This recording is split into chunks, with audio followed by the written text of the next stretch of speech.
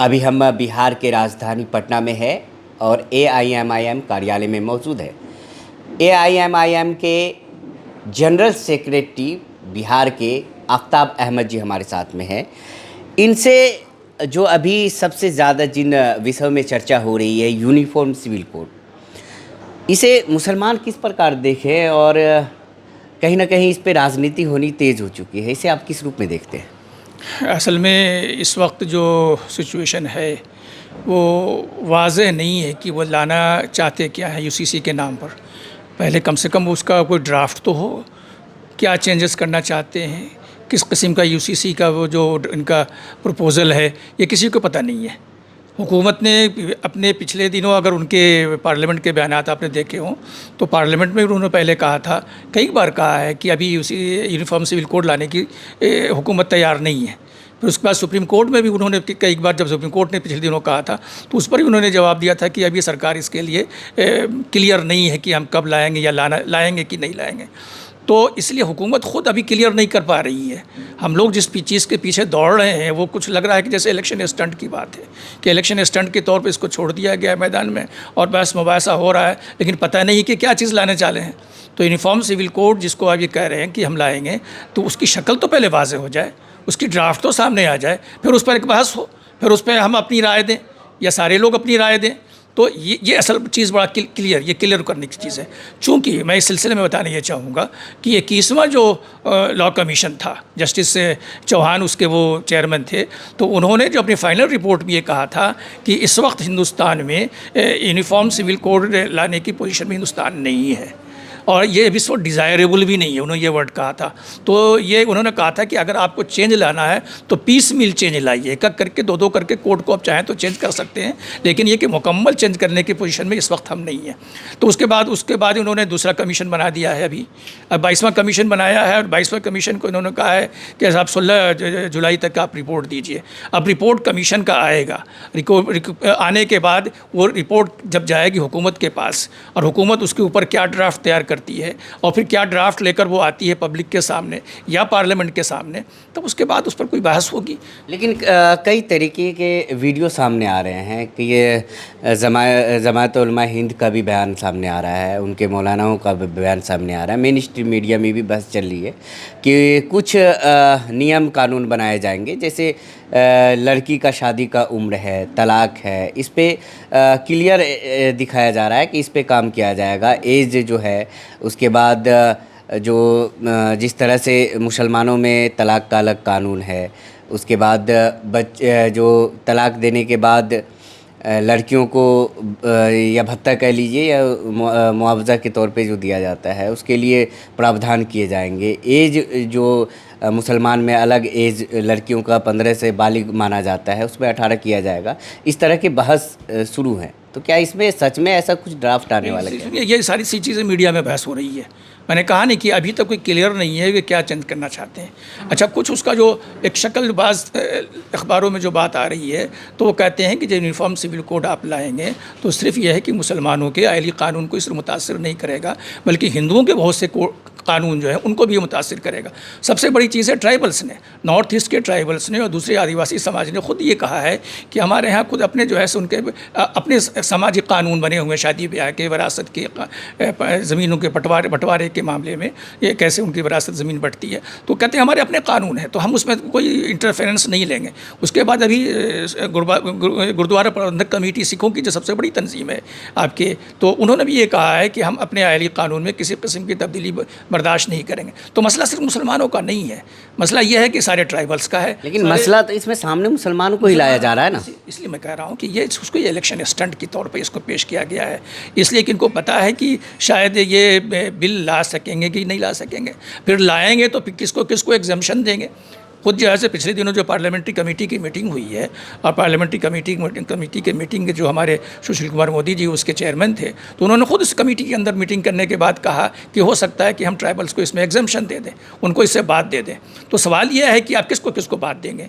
आप अगर ट्राइबल्स को बात दे देते हैं, सिख लोग कहते हैं हमें बात दे दीजिए, आपके क्रिश्चियंस की बहुत सी जो कम्युनिटीज़ हैं गोवा के अंदर ऑलरेडी पहले से दूसरे किस्म के कानून, पुर्तगीज़ कानून चल रहे हैं। तो मसला ये है कि आप अगर बात देंगे तो क्या सिर्फ मुसलमान ही रह जाएगा।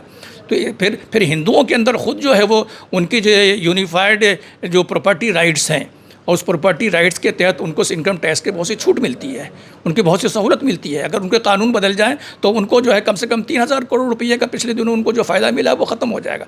तो शायद हिंदुओं की बिरादरी भी जो खासकर जो बिजनेसमैन तबका है वो नहीं चाहेगा कि उनके यहाँ ये कानून आए।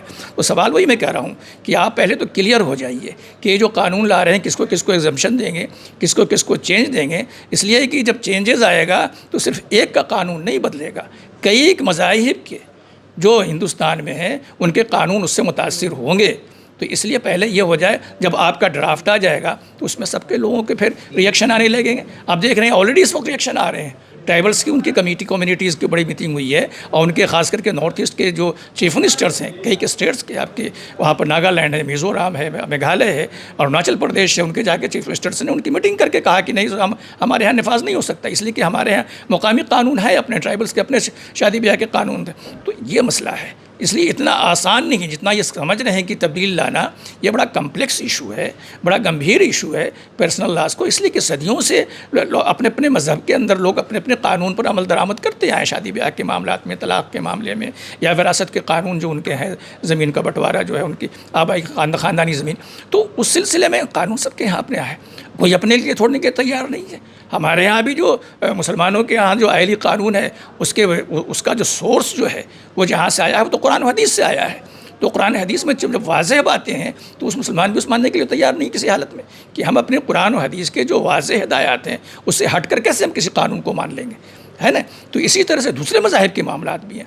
तो इतना आसान नहीं है, बड़ा कम्प्लेक्स इशू है। इसलिए ऐसा लग रहा है कि यह हुकूमत खामोखा की एक छेड़ कर खानी किया है उसने, और इलेक्शन के नाम पर ये हिंदू मुस्लिम को पोलराइज़ करना चाहती है। इलेक्शन में क्या फ़ायदा, किस पार्टी को फ़ायदा होगा? फ़ायदा मान नहीं पाते। बीजेपी ने इसको सोचा छोड़ा है, तो बीजेपी सोचती है कि शायद हम इसको हिंदू मुसलमान करके, मुसलमानों को टारगेट करके हिंदुओं के वोट को हम पोलराइज़ करेंगे।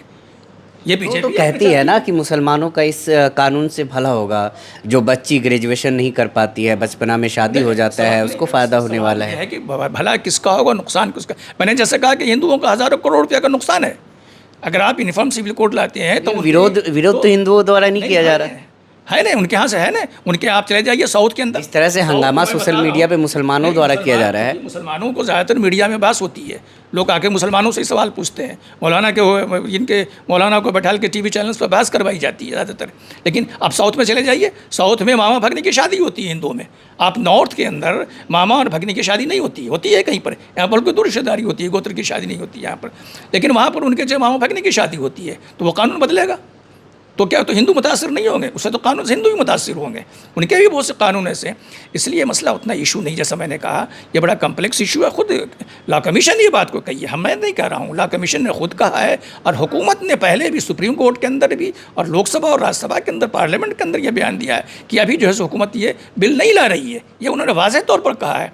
लेकिन अब जो इलेक्शन चूँकि दिन करीब आ रहा है 24 का इलेक्शन, तो ये पार्लियामेंट के इलेक्शन के पहले ये चाह रहे हैं कि इसको एक पॉलिटिकल इशू बनाए और पॉलिटिकल इशू के इसमें शो करें कि सारे जुल्म जो है वो मुसलमानों के अंदर उनकी औरतों के साथ होता है, उनको औरतों के साथ बड़ी जो है ज़्यादती हो रही है, तो उनके इंसाफ के लिए हम खड़े हुए हैं। तो ये एक जो ऐसे बड़े हमारे हमदर्द बनकर ये सामने आए। लेकिन मसला ये मुसलमानों की हमदर्दी का नहीं है, बल्कि ये सारे हिंदुस्तान का मसला है, सारी कम्युनिटीज़ का। हिंदुस्तान एक गुलदस्ता की तरह है, इसमें सब फूल हैं, सब खिलते हैं। इसलिए आप सारे फूल को ख़त्म करके एक फूल नहीं कर सकते। तो इसलिए सबों के अपने रवायती कानून हैं, सबके उनके जो है से उनके ट्रेडिशनल्स कानून हैं और वो उस पर फॉलो करते हैं। अगर बात जिस तरह से सोशल मीडिया या मेन स्ट्रीम मीडिया पे चर्चा चल रही है, अगर उस तरह का कोई ड्राफ्ट तैयार होता है, कानून आता है, तो AIMIM पार्टी कहाँ स्टैंड करेगी? नहीं, देखिए हमारी पार्टी जो है वो all India Muslim personal law board की मेंबर है। तो मसलन all India Muslim personal law board के मेंबर जमीयत उलमा भी है, जमात इस्लामी भी है, मुस्लिम लीग भी है, ऑल इंडिया मजलिस इत्तेहादुल मुस्लिमीन है, और भी बहुत से लोग हैं उसके। तो सब लोगों ने एक मुत्तफ़क़ा तौर पर वहाँ पर एक रेजोल्यूशन पास किया है कि हम अपने कुरान और हदीस की हिदायतों के ख़िलाफ़ जाकर किसी कानून को एक्सेप्ट नहीं करेंगे। पहली चीज़, बुनियादी चीज़ है, अगर कोई भी कानून आता है जो हमारे कुरान और हदीस से इख्तलाफ जिसका है, जो मुख्तलिफ है, उसको हम एक्सेप्ट नहीं करेंगे। दूसरी बात उन्होंने ये कहा है कि पहले तो ये बिल को लाएँ, पहले ये बिल का ड्राफ्ट तो लाकर दिखलाएं, फिर उसके बाद हम अपनी राय देंगे। ये पर्सनल लॉ बोर्ड ने कहा है, तो पर्सनल लॉ बोर्ड के मेंबर की हैसियत से MIM का कोई अलग राय नहीं है, उसकी वही राय है जो मुस्लिम पर्सनल लॉ बोर्ड की राय है। तो मुस्लिम पर्सनल लॉ बोर्ड ने अपनी वाज़ेह कर दी अपनी बात को। और पिछले दिनों आपने देखा होगा, चूँकि आपके मिल्लत टाइम्स वाले इसको बहुत डिटेल में वो उसको कवर करते हैं उन चीज़ों को, और उनके लोगों के उनके इंटरव्यू भी आपने दिखलाया है। तो इसलिए उन लोगों ने कहा है वही पॉलिसी पर हम भी चलेंगे। MIM के लिए कोई अलग से उसमें कोई पॉलिसी नहीं है। पर्सनल लॉ बोर्ड का जो निर्णय है, उनके जो फैसले हैं, उनके जो रेजोल्यूशंस हैं मीटिंग से, उसको हम फॉलो करते हैं।